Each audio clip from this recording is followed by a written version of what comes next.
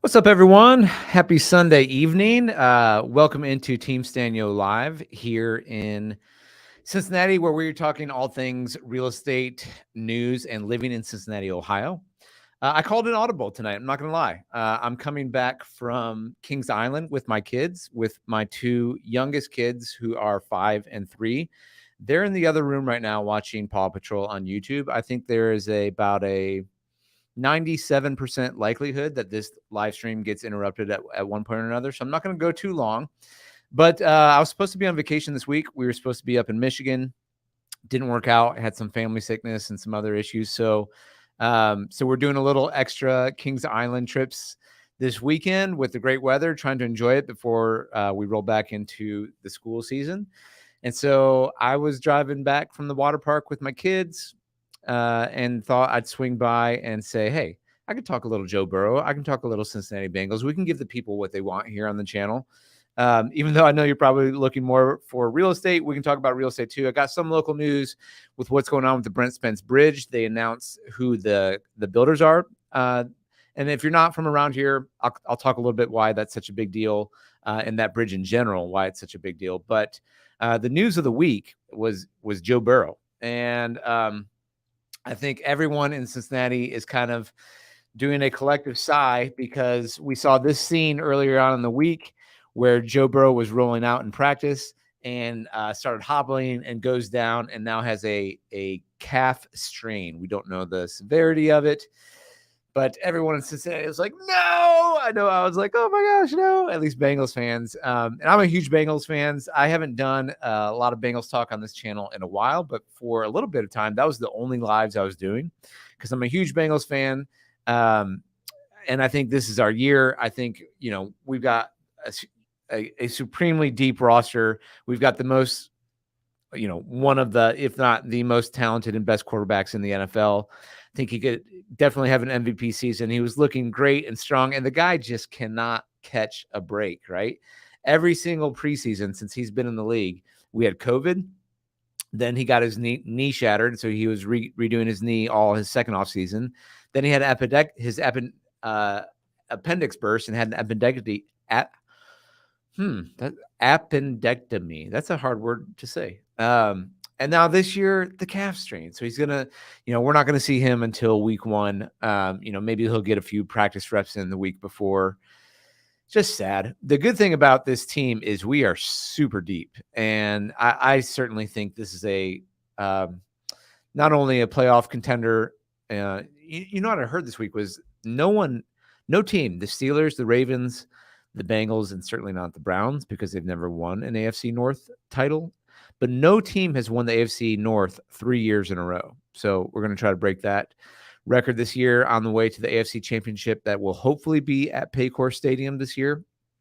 And we can host the Chiefs and give them a little taste of their own medicine by playing a road AFC Championship game on our way to winning Super Bowl, whatever number it is this year. So that was some of the news I saw this week. If you are a Bengals fan, let us know in the comments. We'd love to hear what your thoughts are. But it sounds like it's not too serious. It's just a bummer that we can't get all those quality reps in the preseason. Before we get, obviously we got off to a bad start last year, but I think it's okay. I think we can breathe a slight sigh of relief. From what my favorite guy, Paul Dana Jr. is telling us, it's calf strain. And the important thing is you just make sure it's 100%. If you don't give it enough time and you get back on it, then you can re-aggravate it and it can be a thing that wrecks your season. So I'm sure they're not going to do anything but give him plenty of rest throughout the entire. We don't want to see any Mike Trout. We don't want to see anything where it's, not fully recovered. And there is some precedent in this article saying that players like Aaron Rodgers, Tom Brady had a calf strain. He came back and won the Super Bowl in one of those years. He had a calf strain, but it could go either way. So, Houday, let's go Bengals. I think we'll be all right. But that was certainly a scare. We don't like to see that. And I just wish that Burrow could have a full offseason. It's just sad to see. Speaking of the Bengals, this was some news that rolled out this week. Bengals unveiled $20 million in Paycor Stadium changes to improve the fan experience. Now, if you know anything about the Bengals, you know that the reputation over the years is that the fans and the ownership don't get along, and Mike Brown is cheap, and the Brown family is cheap, and they don't know how to win. They put a bad product on the field. Well, all this has changed recently, but what you do see, one thing you can say many things about Mike Brown. What you can't say is that he's not a good negotiator. The man knows how to negotiate, and there is a stadium deal coming back up. There's no question that the stadium deal that the Bengals got in their previous session with Hamilton County was a great deal for the Bengals, not so great for the taxpayers of Hamilton County. That will be coming up again soon, where they will be renegotiating that deal. And, you've got the threat from ownership of we could take the team to another city. We could sell. I certainly don't believe that's what ownership wants to do at all, but they're always going to pull that lever. You always got to have that leverage. The other leverage they have right now is they got a great winning product on the field, and they're going to strike while the iron's hot. It certainly seems like, from all indications, they want to stay in the city. They don't want to build a new stadium because, one thing that is unique about Cincinnati and their sports, and one thing that's really quite lovely, is that our stadiums are downtown, right on the river. You don't have to go out to the suburbs that are 45 minutes away. Now, it can make parking a challenge, but it's really fun to have the ballparks right downtown. It's really fun to have the banks, to have these restaurants, these different bars down there where you can enjoy the game. The views of the river are awesome. It just gives you that feel of more, it's like it's the cities. And, as these mega stadiums have been coming out in recent years, the trend is to push it out into the suburbs and cities. You just lose that feel, right? You're like, you don't have the full city feel. So I think they're definitely going to stay downtown. It's nice to see that even before this negotiation really happens, that they are putting some money. So they're putting $20 million into Paycor Stadium to do some improvements. Some of those improvements include the Perch, which is a quick market concept, the East Sideline Bar, Jungle Bar. And I think a lot of these, if you've ever been to a Bengals game, the food has always been bad and you're waiting in lines a long time. So it looks to me like a lot of the things they're doing is trying to get fans more drink and food options that's fast, because you don't want to be missing the game. You don't want to be out in the concourse watching on TVs. You want to be in there when the action is happening. So they've got they're adding more bars, the Jungle Bar, Go Route Express Markets. So these express markets are built around speed of service. So you can kind of like buy a can of beer, get back to your seat. A team-owned pizza concept. Skyline Chili is now the official chili partner, replacing Gold Star Chili. We're all kind of happy about that because Skyline is better. Have at me at the comments there. But they have 8 new concession stands around the stadium where you can get your conies, your 3-ways, what have you. So that's really exciting. 2 new markets, 4 new grab and go. So basically, they're making, vending and it looks cooler too, right? I mean, if you've been to formerly Paul Brown, now Paycor Stadium, you know that like it's in need of a makeover, and it's fun to see that.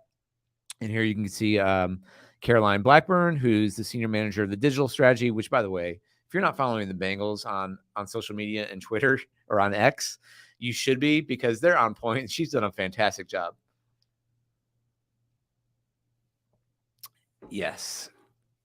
And so Caroline is revealing some of the plans. Here's the Perch. So you can see here where you've got just a bunch of fridges and you just kind of grab and pay here. I think that's a really good idea. There's Skyline time. Barb Stanio chiming in with Skyline. Yes. And all of Cincinnati agrees with you, Barb, because Skyline is it. Let's be real. It's better than Gold Star. So I'm super happy that they took over. There's a new Jungle Bar on the west sideline.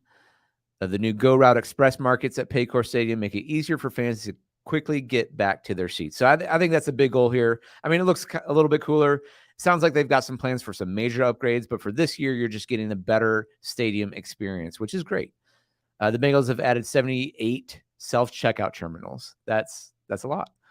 The media day set is now. So if you've seen this in the past for the media sessions where they're taking pictures of the players and rolling them out, now fans can actually get their photos taken at this place, that's cool. I mean, just anything to make the game day experience better.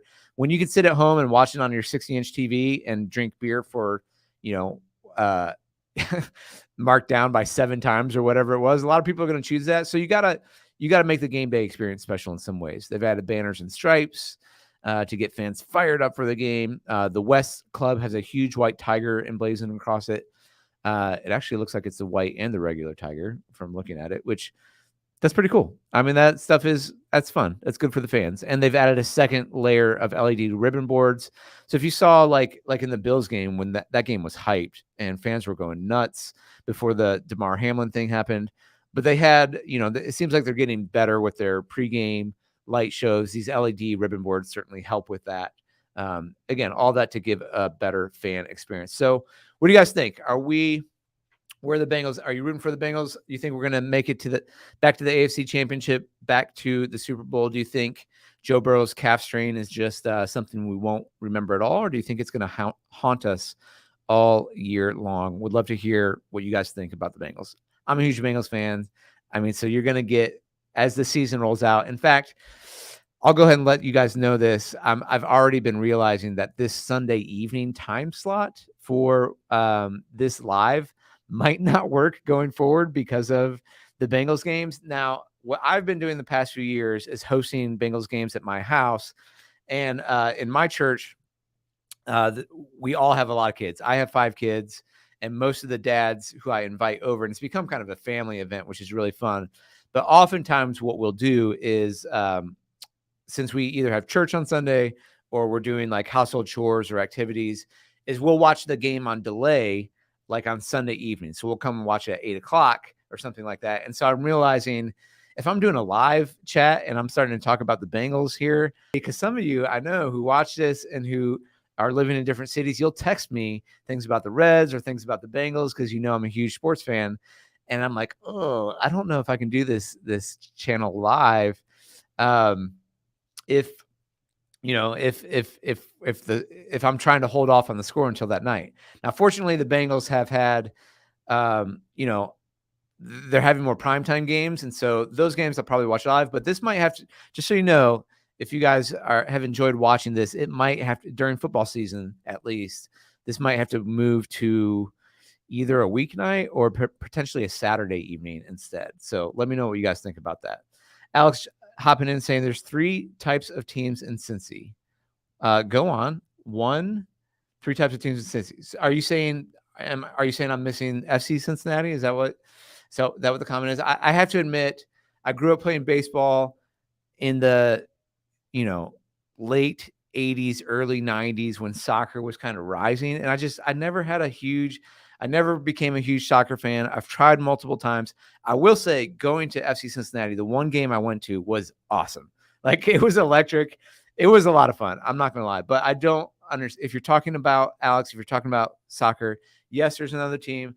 I don't know anything about FC Cincinnati. I know we're good this year. And I every time I try to watch soccer, I'm just confused. I'm like, what? How's that offsides? How's that not offsides? I don't get it. But you will get a fair amount of Bengals and Reds talk out of me. So that's going to happen. All right, moving on. A little bit more news before my 5-year-old comes in here and knocks on the door, I'm sure. Walsh Construction co-hosting will build the Brent Spence Bridge project. So I want to talk about this a little bit. I've actually talked to several people who oh, here we go. Okay. The types of teams in Ohio that go all the way, losing a prime game, losing the first round, or miss the playoffs. Okay. A little harsh on the comment. That's fair.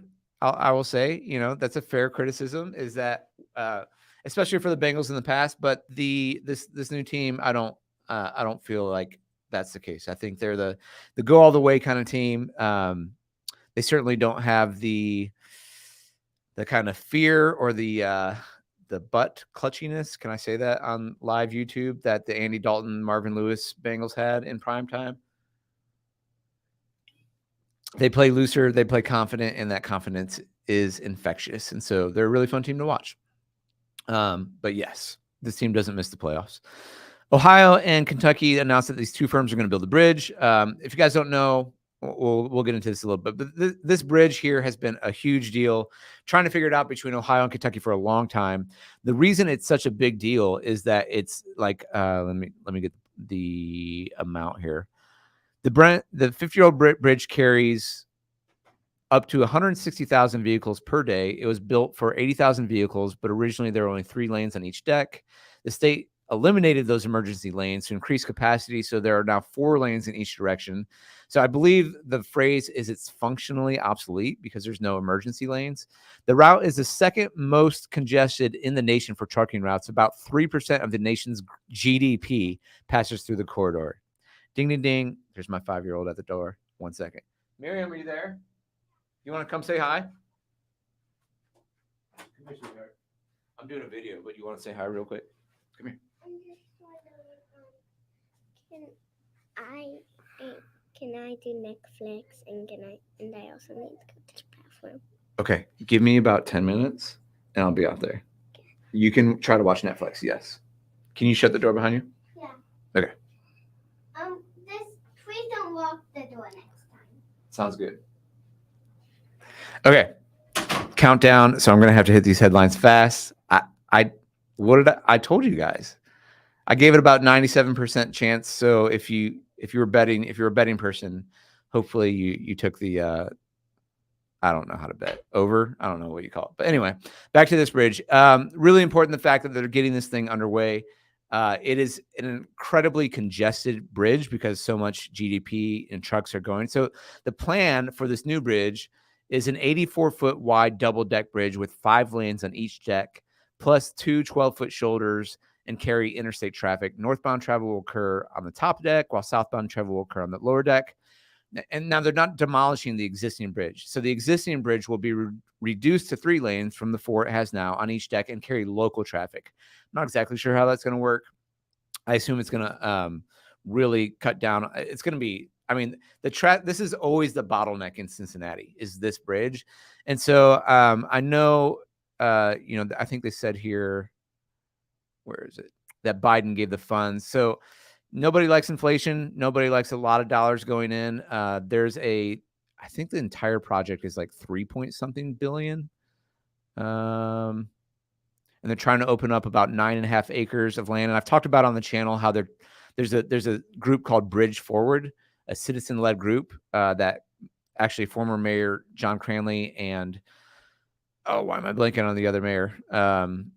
I'm blanking on his name right now, but they're behind it. So they're trying to get up to like 25 acres down there, and I'll show you on the map where that is in just a second.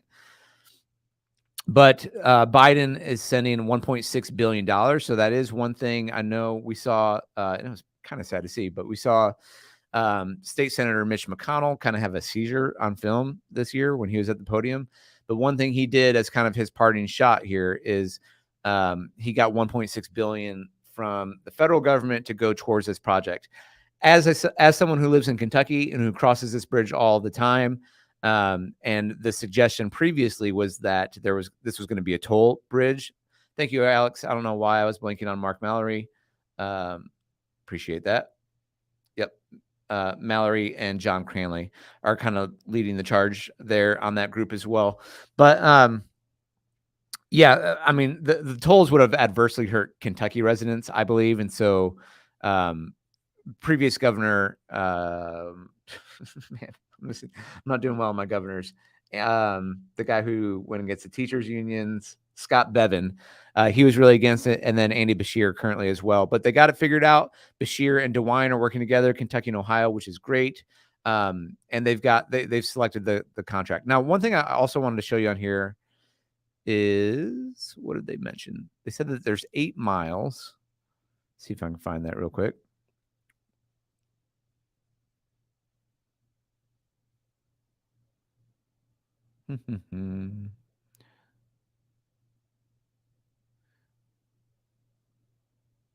Well, give me 1 second. Fort Mitchell. There we go. Okay. The Brent Spence project includes 8 miles of highway widening between the Western Hills Viaduct in Cincinnati and the Dixie Highway in Fort Mitchell. So just to show you guys where that's at. Here's the bridge. Here's Cincinnati. It's this bridge on the far west side. So it's where I-75 and I-71 come together, and they split a little bit further south in Kentucky. One heads towards Lexington. 75 heads south towards Lexington and Knoxville. 71 heads towards Louisville and Nashville. But they come together at this bridge, and on the north side, one goes towards Dayton, and up towards, kind of Toledo, and the other goes towards Columbus and Pittsburgh area. And so these two highways bottleneck, and it's just a mess. It's always a mess. And you couple that with, this is a big hill right here, so we call it the cut in the hill. And there's hills all over Cincinnati, and so it always causes traffic, basically every day. Now, where they're widening is from the Western Hills Viaduct, which on the Cincinnati side is right here. So they're going to be widening interstate all through here, all the way into Kentucky. They set up to Dixie Highway in Fort Mitchell, which this is Dixie Highway here, 25, but they're saying all the way up in Fort Mitchell here. So basically this whole cut in the hill, this is where traffic's always slow, because trucks basically hit this hill and slow down. And everyone's like, as you're trying to get up this hill. And so they're going to be widening lanes. They're going to be adding another bridge. Exciting to see that progress happening here. And that should move along a lot of traffic. If you have a job where you still need to commute into downtown, it's a headache if you're from Kentucky and you're trying to get downtown every morning, or if you're more so on the west side of Cincinnati and you're trying to get into downtown. Typically speaking, when I talk to clients who are moving to the area, at least for now, I usually say like I-275 is kind of like a warp zone in Cincinnati. If you used to play Mario 1, 2, or 3, if you're from the early millennial to Gen X time period, you know that a warp zone saves you time. So I-275 is kind of like a warp zone. I-471, which is right here on the east side, in northern Kentucky, that pops down into downtown, that always moves really well also. So oftentimes if you're on the east side of the city in Anderson Township, Milford, Amelia, or on the north side where you're at Kenwood, or further up in Mason, Westchester, 71 usually moves pretty good. And I-275 usually moves pretty good. Where you see most of the traffic almost every day is because of I-75 and the Brent Spence Bridge. So glad to see that's getting fixed. Okay, moving on, and then I need to get back to my kids. Just if you guys hadn't seen this, Home-A-Rama, which was up in Newport, I just wanted to show you some of these homes on the slideshow. These are pretty cool homes. Ashford Homes and Gerbis. And this was the first Home-A-Rama. This is always the largest home show in the Cincinnati area. And this was the first ever one done in Kentucky. It was on a hill in Newport. These houses, there's still some lots for sale where you've got these really great views of downtown. But I just want to show you guys what some of these homes look like, so you're curious. So if you're interested in having nice home, great view of downtown, with really great builders like Ashford Homes here. The Acadia took first place in the judges' categories for bedroom suite, bath, exterior, kitchen, hearth, room, breakfast nook. I'll be right there. Can you wait 5 more minutes? Okay, guys, I think we're going to have to cut it short this week. Go out for 1 second. My daughter needs to use the restroom. So I think that's going to do it for this week. Next week, we probably won't be coming back from Kings Island and have my youngers with me. But like I said, I tried to call an audible in the spirit of Joe Burrow and the Bengals, who are going to go to the Super Bowl this year. Give you a little bit of news. Thank you guys so much for watching. Thank you for jumping in as usual. Be sure to leave your comments below as you're watching this. Let us know. Are the Bengals going to win the AFC North? Are they going to host an AFC championship game? Are they going to go to the Super Bowl? Are they going to win it all this year? Let me know what you think. And I'll get you, next time we do this, I'll get a little more prep on the real estate side. This time I just had to share a little bit about Joe Burrow because my heart was beating a little bit watching that this week. Guys, thank you so much for watching. Those of you who are looking to move to the area, again, as always, feel free to contact me and my team. We'd love to help you out. If you're enjoying this channel, if you're enjoying these lives and the content's helpful, please like it. That really pushes it out to more people, so more people can find the channel and hopefully get the service they need when they're looking to move to the area. There's one more article I wanted to get to about rent in Cincinnati. Bottom line is renting here is a lot because a lot of you guys are reaching out to me in terms of rent. The rental market's tough here in Cincinnati too, but we can help you with that a little bit as well. We don't work specifically in rent, but usually we tell people, hey, look, Zillow, apartments.com, even Facebook Marketplace could be a great place if you're looking just to land. If you're doing a temporary place to rent, you might even look at, VRBO, Airbnb, if you just need a temporary stay while you're shopping for your home or your home's getting built. All right, guys, thank you so much for watching, and we will catch you in the next one. Hoo day, and